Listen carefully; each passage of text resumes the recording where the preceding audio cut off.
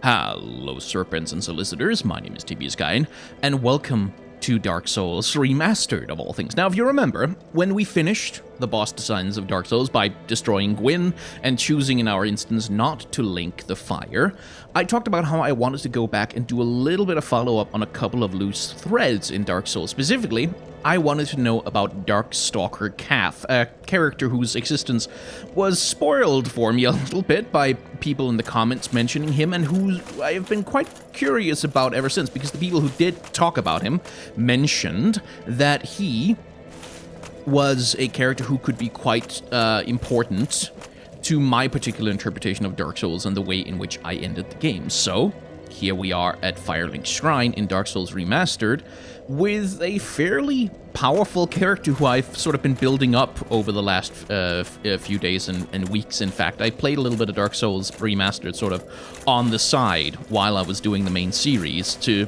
basically see what it's like playing this game at a proper frame rate. And the benefit of that is that I now have a character who is ready to take on the darkness of New Londo, but who has not talked to Frampt, who has in fact hit Frampt in the face with one of their Black Knight halberds. She actually has two, which, as I understand it, is an unusual bit of luck to have.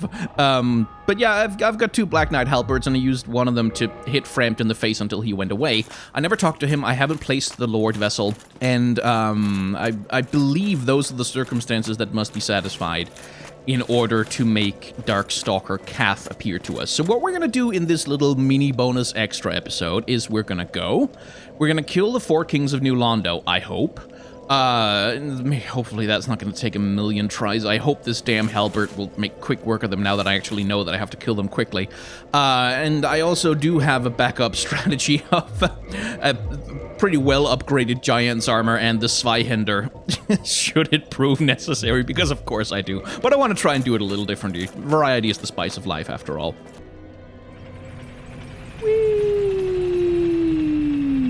So I decided that I didn't want to spend 10 million years in this episode going through the New Londo ruins all over again.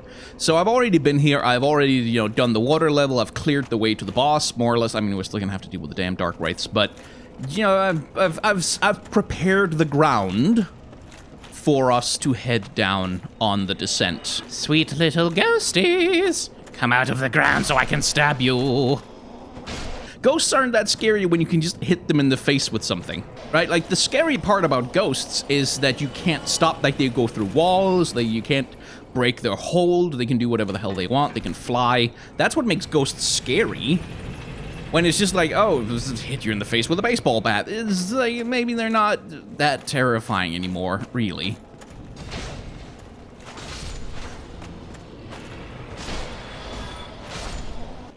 Hello. I'm back.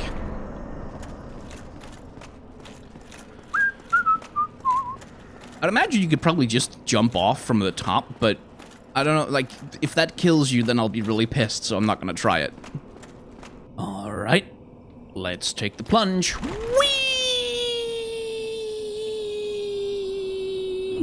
Whee! Okay, I got there. There you are. Kill, kill, kill, kill, kill, kill, kill, kill, kill, kill, kill, kill, kill, very quickly. Kill. Okay, that's one. Where's number two? There he is. Right on time. Okay, rolling doesn't work. I'd like to drink, please. I don't have a problem, except when I can't get a drink because you're hitting me in the face.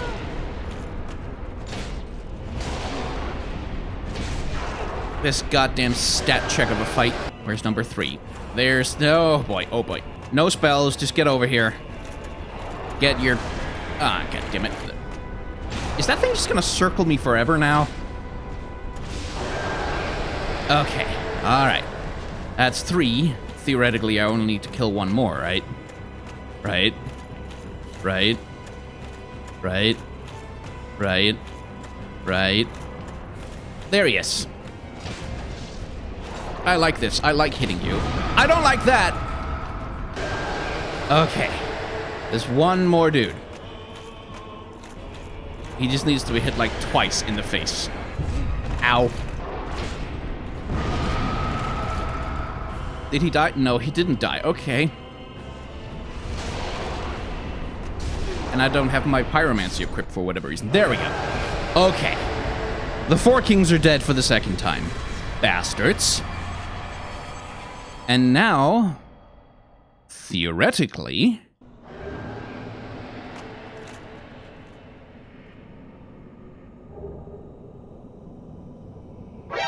Ah! Oh, Jesus! I saw the bonfire and was like, where's... Okay, hello, Kaathe, I assume. Hi. Greetings, undead warrior.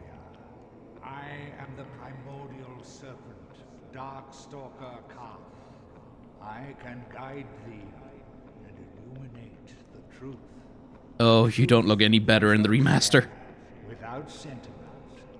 After the advent of fire, the ancient lords found the 3 souls, but your progenitor found a 4th, unique soul, the Dark Soul. The pygmy, then? Your ancestor claimed the Dark Souls and waited for fire to subside, and soon the flames did fade, and only dark remained. Thus began the Age of Men, the Age of Dark. However, Lord Gwyn trembled at the dark, clinging to his Age of Fire and in dire fear of humans, and the Dark Lord who would one day be born amongst them. Lord Gwyn resisted the course of nature by sacrificing himself to link the fire and commanding his children to shepherd the humans. Gwyn has blurred your past to prevent the birth of the Dark Lord. I am the primordial serpent. I seek to right the wrongs of the past, to discover our true Lord. But the other serpent, Thrapt, lost his sense and befriended Lord Gwyn. Undead warrior, we stand at a crossroads. Only I know the truth about your fate. You must destroy the fading Lord Gwyn, who has coddled fire and resisted nature, and become the 4th Lord, so that you may usher in an age of dark. I guess for the purposes of this playthrough, we'll say yes to that. Very well. I shall now guide you to Gwyn's prison. Be still, and trust thine flesh to me. Wait, what do you mean by entrust that? Oh, no, I'm not gonna like this, am I? Oh, no. Oh, no, why? Why is it always that? Why is it always that? Can't I just, like, ride on you? Could you have a long neck? I could probably grab onto your mustache or something. This is Gwyn's prison. Place the Lord vessel upon the altar. Oh boy, like, oh, the remaster did not make them any less disconcerting and ugly. Oh, good grief. Hallelujah.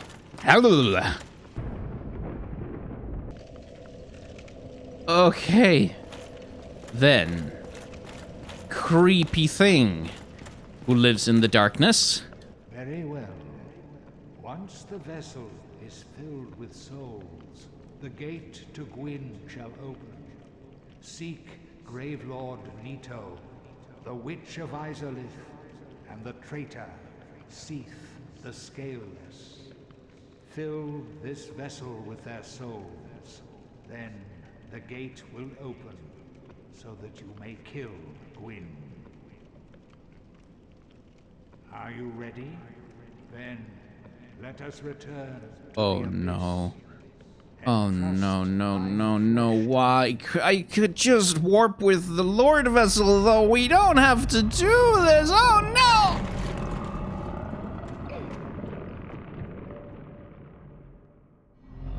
Why would he return me to the abyss? Why?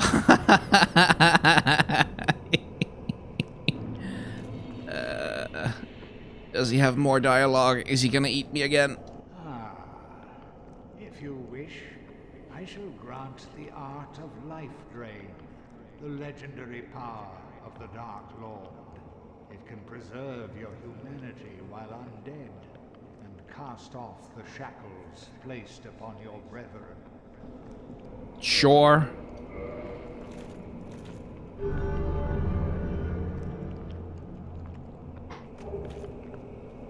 Dark Hand. Offer humanity. Okay, so that's like the Dragon Covenant, except instead of offering dragon scales, I give him humanity. Cool. Let's just be not here for a bit. Let's just goodbye, big, scary, ugly snake man in the deep. I'm glad to never see you again, I hope. So, that was Darkstalker Kaathe, and my word, wouldn't it have been fun to discover him during my actual main playthrough?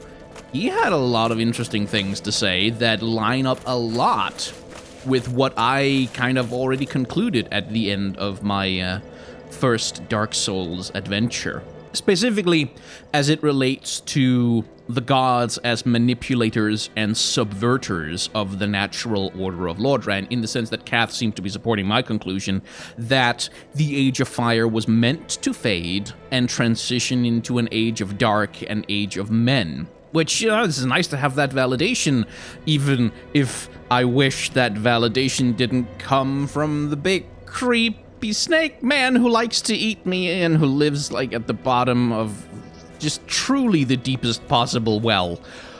Ugh. Much like with the gods, and much like how I mistrusted poor Guinevere and eventually, ended up having to kill her, which I believe I did in this playthrough as well, because she was constantly flattering me and trying to, tell me, you're so great, you're so chosen, you are gonna do all the good stuff and save the world and things. I feel similarly somewhat about Kaathe and his little rant here. I felt a lot more confident in my decision not to link the fire when I felt as though I had come to that conclusion on my own, but now that I know that there is someone down there who has a vested interest in me not linking the fire, and I guess all of this explains why they all showed up at the end of my main playthrough to celebrate me as their Dark Lord. Now that I know that there's someone down there who's not just, interested in tearing down an unjust order of gods manipulating humans to their whims, but who is in fact interested in setting up a new power structure with, in this case, me at the top, I can't help but wonder, what are the primordial serpent's stake in all of this? Frampt ostensibly befriended Gwyn, right? That's what he did. He befriended Gwyn, and so he's searching for a chosen undead to take over Gwyn's role as Lord of the Age of Fire, to extend the Age of Fire for as long as it can possibly go, by whatever means are available and necessary. So what does Frampt get out of the Age of Fire being perpetuated? And similarly, what does Kaathe get out of getting the Age of Dark to happen? Because with Frampt, you can kind of argue, okay, it's because Gwyn is his friend. He has an emotional investment in this man and his quest and his vision for Lordran. Okay, I can kind of sort of buy that. But with Kaathe, there isn't much of an obvious motive for him to want this beyond base ideology. And that to me is interesting as a concept. The idea of he wants it out of ideology. This is part of a considered ideological belief about the true nature of Lordran and the state things should be in. And I can't help but wonder quite how true it is. So let's take a look at this Dark Hand. The Dark Wraiths, incited by Kaathe, use the power of the Dark Soul to absorb humanity, an art shared by this weapon, which also acts as a special shield. The Ancients, particularly, could sap the humanity of even a replete saint in the blink of an eye. That sounds vaguely ominous, and that's sort of the other thing about Kaathe, isn't it?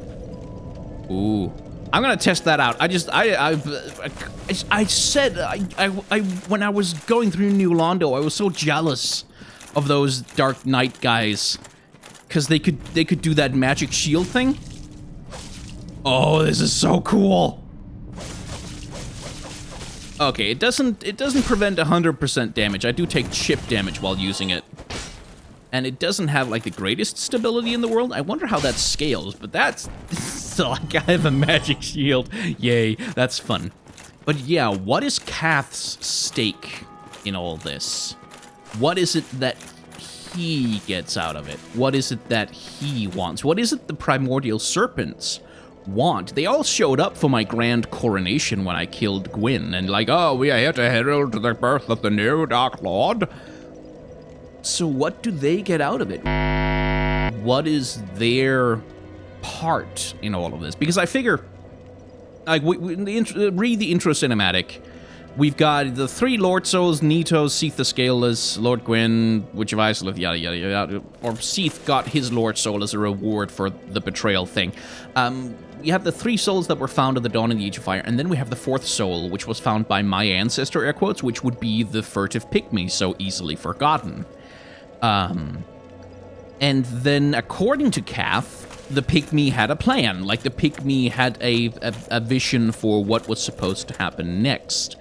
And this is something we're going to be touching on a lot more in the follow-up video to the lore of Dark Souls, where I take a look at some other hot takes and other interpretations of the game's story. But one possible criticism of the way that I chose to do things, of the decision not to link the fire, is that you really are just replacing one lord with another. You haven't really fundamentally changed the power structure. You've just replaced, like, you've just changed around the color scheme of whoever's sitting on the throne. You've changed out light for dark, but fundamentally you're still replicating a hierarchy, and now in this case, your hierarchy is supported by this slithering cabal of secretive snake guys from the depths of the abyss for whatever reason, and apparently Frampt also comes around if you become the Dark Lord. Frampt is like, okay, well, I guess we're doing that now, instead of the whole chosen undead thing.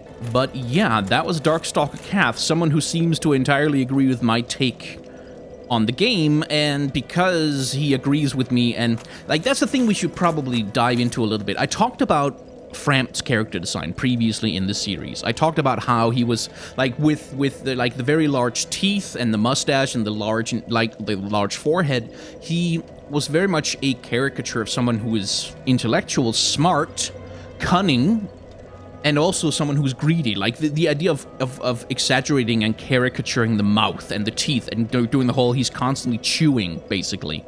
And then this imagery of hunger is very closely tied to imagery of greed, which for me is the kind of character design thing that, like, very obviously suggests a villain of some sort. Someone who wants, among other things, to consume.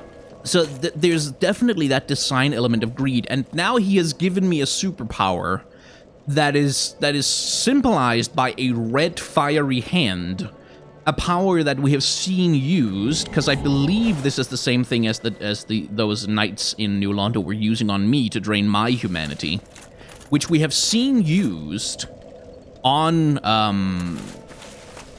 to drain humanity from people by creatures whose character design clearly communicates that they are quite evil. He's telling me all of this stuff about restoring justice to the world, right?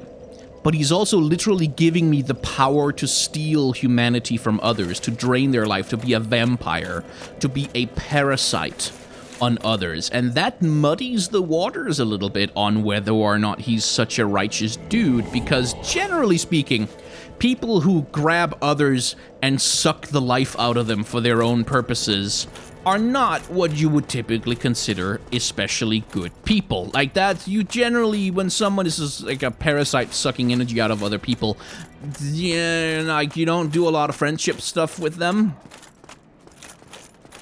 Let's see how this works. Yeah. Yeah, you'll have to forgive me, but this doesn't seem like a good guy move. Okay, he's apparently fine with it. Alright. He was cool with that. Okay. I guess you can just do that to people. All right, well, that's kind of hilarious. But yeah, generally that whole vampirism thing adds some thematic questions to me as to just how much of a guy on the right side of history Kaathe is supposed to be. Anyway, I think I have rambled on quite long enough about primordial serpents and thematic interpretations of Dark Souls, so I'm going to throw you over to Future Skyne for the outro to this particular video. He's going to tell you to do all the YouTube like and subscribe stuff, and then he's going to like beg you to support his Patreon because he's always so desperate for money. I don't know what he spends it on. It must be drugs or something. Anyway, over to you, Future Skyne. You need to get help. Well, gee, thank you, past Skyne, and I'll have you know, I don't spend that money on drugs. I spend it on drugs. I spend the money on drugs. It's a massive drug problem. Terrible situation. Honestly awful. Probably gonna go to rehab. Anyway, if you enjoyed this video, please feel free to hit the like, comment, and subscribe buttons, because that's how a channel like mine gets to stay alive, is if the numbers keep going up. If you want to support the channel directly and my drug habit, also definitely my drug habit, it's nothing else, it's just totally drugs, don't worry about it. You can head on over to Patreon and subscribe for whatever. If you have $1 a month, that would be very helpful, or you can give me a one-time tip in the tip jars that I've got down in the description. And as I say at the end of all of my videos, to content creators online, even that $1 a month on a Patreon or a tiny tip can make a huge amount of difference. So whether it's me or whether it's someone else, please consider supporting content creators directly, because even a $1 donation can be the same as thousands of views on a video. Of course, if you haven't enjoyed this video, there's a dislike button down below, and you can just go down there and hit that one until you are satisfied, because if you just keep hitting the button, and you just keep hitting the button, then someday that ultra rare Nozomi is gonna show up, and it's all gonna have been worth it.